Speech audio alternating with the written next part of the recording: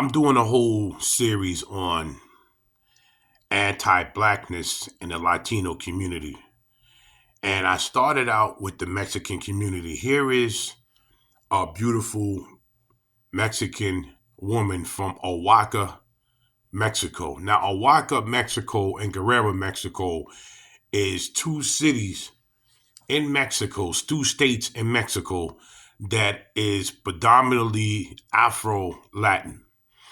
And these people in these neighborhoods are very proud on what they are, who they are. They don't have to. They're not ashamed of it. They don't try to run from it. And there's a brother um by the name of Check in Effect. Please go join this channel and Ace Live and Philly Dime. These people have been to Mexico, but Check in Effect have done a tremendous job in Oaxaca, Mexico, and Guerrero, Mexico, dealing with the Latin communities.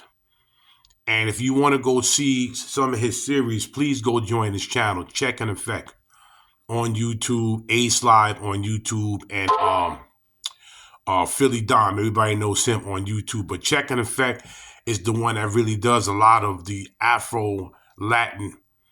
And this female is going to reveal what I've been doing and posting on how there's a lot of anti-blackness in Oaxaca, Mexico, and Mexico, period, between Mexican people. So let's hear what she has to say. Let's get it. I called a gatekeeper so many times because I like to emphasize the fact that being Mexican doesn't automatically mean you're indigenous. And in a weird way, I'm kind of happy the whole Nuri Martinez and those other people, the situation happened, because I think it's like there's no denying the fact that brown people can perpetuate discrimination and racism as well. You don't know how many times I've read, oh, but my grandpa was so dark, my tia was so dark, and it's like, so what? You can literally look like me, and that doesn't mean we're going to be treated the same in Mexico because I'm indigenous and you're not.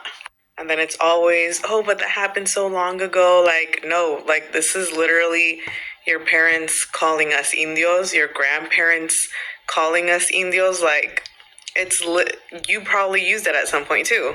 That's why when people are like, oh, like this is a Latino-owned business, or oh yeah, that actor, actress is Latino, whatever, or Mexican, it's always like people expect me to be happy, but it's kind of like, so what? Oh yeah, and I don't want to hear it from that. Yo crecí en México y nunca me pasó eso. Obviously, it didn't happen to you because you're not indigenous. I grew up in Oaxaca y sí me pasó a mí, so yeah. It just finished right there, but she and other ones are starting to really reveal the bias, the prejudice, and the racism that's coming out of Mexican mouths. They're coming out of the Mexican neighborhoods. A lot of the Mexicans that don't really like black American people. I know a lot of Mexicans that love us to death, but there's a lot that letting us know that they don't like us. And, you know, I'd rather for you to tell me you don't like me than to be around me and behind my back, the N-words coming out of your mouth 100,000 miles a minute.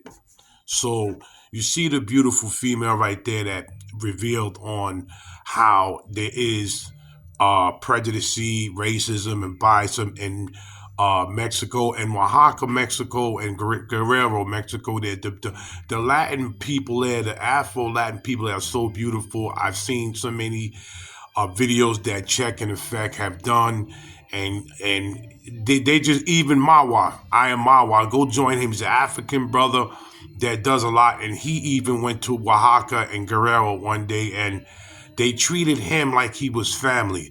Like, share, subscribe, and leave a comment. I'm going to be doing a lot of series on the Afro-Latins and the Latins, period, on how they do have a lot of separatism and prejudice in their neighborhood and in their countries, and how a lot of them feel about black Americans. Like, share, subscribe, and leave a comment. This is Big Hawk, Street Talk. I'm out of here.